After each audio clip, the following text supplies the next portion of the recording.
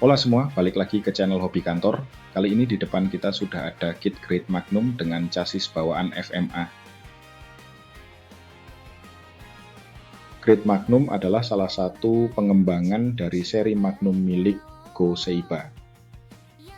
Kit ini bukan sekedar FMA biasa karena nyimpen satu rahasia yang nanti bakal kita bahas bareng-bareng. Nah, biar nggak makin penasaran, yuk langsung kita bongkar isi kitnya dan cari tahu apa rahasia yang saya maksud tadi.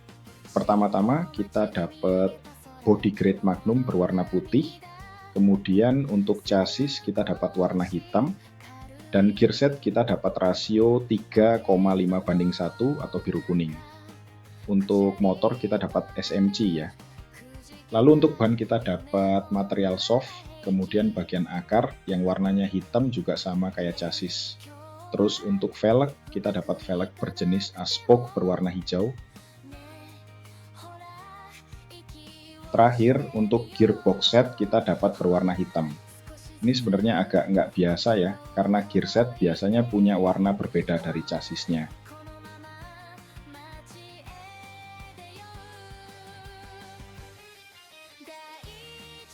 Oke, langsung aja kita rakit bareng-bareng. Seperti biasa kita pasang bagian roda dulu. Kita siapin busing dan kita tempel di tempat yang sudah tersedia pada samping chassis.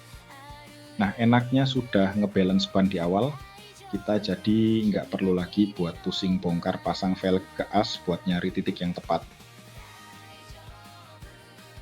Oh iya, di Great Magnum ini kita dapat velg dengan jenis aspoke. Jadi ukuran velg depan dan belakang ini sama, beda seperti 5-spoke yang punya ukuran untuk ban depan dan belakang sendiri.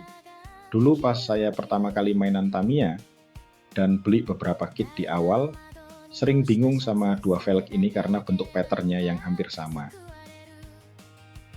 Nah, velg A-spoke ini punya dimensi yang mepet sama chassis alias sempit. Baik depan atau belakang, tipe velg seperti ini bakal bikin mobil kita lebih gesit ketika masuk dan keluar tikungan. Seingat saya, hampir semua tipe velg berukuran medium yang ada di FMA ini emang sempit semua. Kecuali spiral, seperti bawaan chassis Broken Gigan. Nah, selain a spoke, kita bisa menemukan velg sempit seperti fin, disk yang berlubang, dan disk yang tertutup. Untuk disk yang tertutup ini malah lebih sempit lagi dimensinya ketimbang yang lain.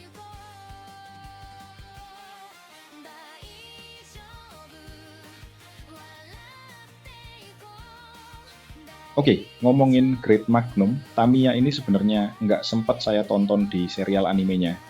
Terakhir yang saya tonton evolusi Tamiya punya si Go ini baru sampai Cyclone Magnum. Nah, Great Magnum ini kalau saya baca adalah evolusi terakhir dari Magnum yang dibuat ketika Go sudah dewasa. Dalam komik Bakusou Kyūdai Let's and Go Return Racers, Great Magnum R Revolver punya cerita dan karakteristik yang sangat unik. Dibanding pendahulu-pendahulunya, karakter mobil ini mencerminkan transisi Go Seiba dari masa anak-anak ke masa dewasa. Nah, mulai nih kita ngebahas yang unik dari Tamiya ini. Sekilas waktu saya buka pertama kali pada bagian bodi depan, terdapat satu bidang cekung yang agak aneh. Kenapa aneh? Karena bidang cekung ini punya penutup. Jadi kalau penutupnya dipasang, bakalan bikin semacam ruangan rahasia yang saya belum nemu fungsinya untuk apa. Tapi dari review-review di YouTube yang kemarin sempat saya tonton, ruangan rahasia ini bisa dipakai untuk menyimpan pemberat. Jadi mobil Great Magnum ini akan lebih condong ke depan dan akan ngasih pengaruh bagus kalau misal melewati lompatan. Tapi kayaknya trik ini nggak boleh dilakukan waktu balapan karena dibatasin sama regulasi. Setahu saya belum pernah ada regulasi yang membolehkan pemasangan pemberat pada bagian ini. Cuma kalau mau dicoba untuk main seru-seruan aja ya bisa dicoba. Nah, kita balik dulu ke langkah ngerakitnya. Untuk chassis FMA ini punya akar yang cukup enak, selain karena bisa dikendorkan alias akar goyang. Bagian akar juga bisa menempel ke trek dan sedikit nahan waktu lompatan. Tapi ada dua hal yang perlu diperhatikan. Untuk regulasi balapan yang membolehkan akar kendor ini biasanya memiliki minimal ground clearance di 1 mm. Jadi pastikan sekendor-kendornya akar nggak sampai nempel atau melewati batas tersebut. Omong-omong, akar FMA ini punya kelemahan di bagian jembatan penyambungnya ya. Jadi jembatan atau part melengkung yang berguna buat nyambungin bagian kanan dan kiri akar ini cukup mudah patah. Patahnya biasanya ada di bagian sambungan atau di bagian pojokan. Titik selanjutnya yang lemah dari chassis ini adalah lubang roller bagian depan. Bagian ini mudah banget dol lubangnya atau mudah retak saat tabrakan. Apalagi kalau lubang udah dol, terus ditetesin lem buat memperkuat, biasanya akan lebih mudah buat pecah karena teksturnya jadi makin kaku.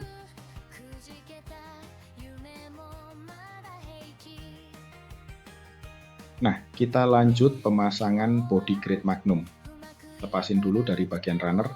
Dan ini bagian yang sempat saya ceritakan di awal tadi. Bagian cekungan yang ada tutupnya. Ini kayaknya muat sih dikasih satu mas damper yang bentuk burger.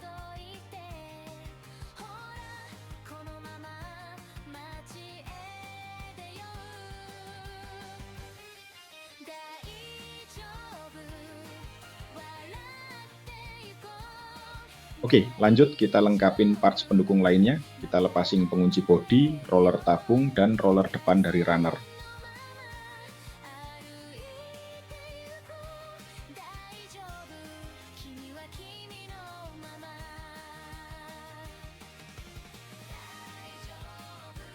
Lanjut ke pemasangan front underguard. Ini opsional ya. Sebenarnya front underguard ini kalau sepengalaman saya malah bikin off track kalau mendarat setelah mobil lompat, soalnya bentuknya jadi sedikit miring kalau dipasang. Nah, biasanya biar bentuknya nggak miring atau melengkung, pemasangannya sedikit saya kendorin biar underguard nggak mengikuti lengkungan chassis.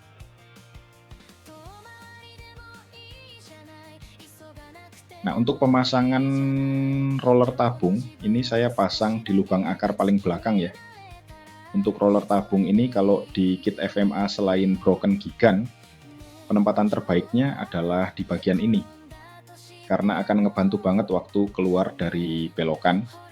Kelasnya juga ngasih sedikit friksi atau gesekan sebelum lompat, jadi mobilnya nggak lompat kejauhan. Tapi jangan lupa dikasarin dulu ya bagian roller ini pakai amplas, biar friksinya makin tinggi. Dan tentunya bakal menambah daya cengkram.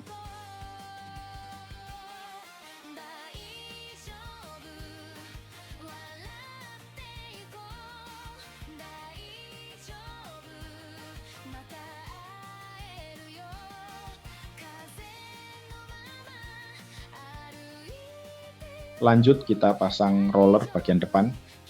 Untuk roller depan ini saya nggak menggunakan baut yang udah bengkok karena chassis FMA sebenarnya sudah sedikit miring. Tapi nanti kalau IC-nya susah, baru kita ganti pakai baut derajat.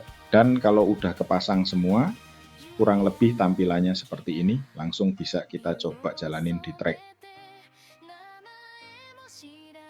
Oke, kali ini kita punya lawan ya, broken gigan yang motornya sudah di break in.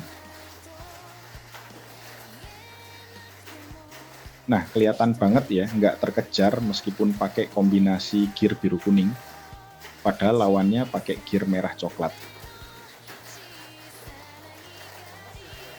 Tapi sejauh ini sudah aman dan udah siap buat di break in motornya, pastinya bakal lebih kenceng lagi. Oke, mungkin sekian dulu video rakit kali ini. Jangan lupa subscribe biar channel ini terus berkembang. Sampai jumpa di video selanjutnya.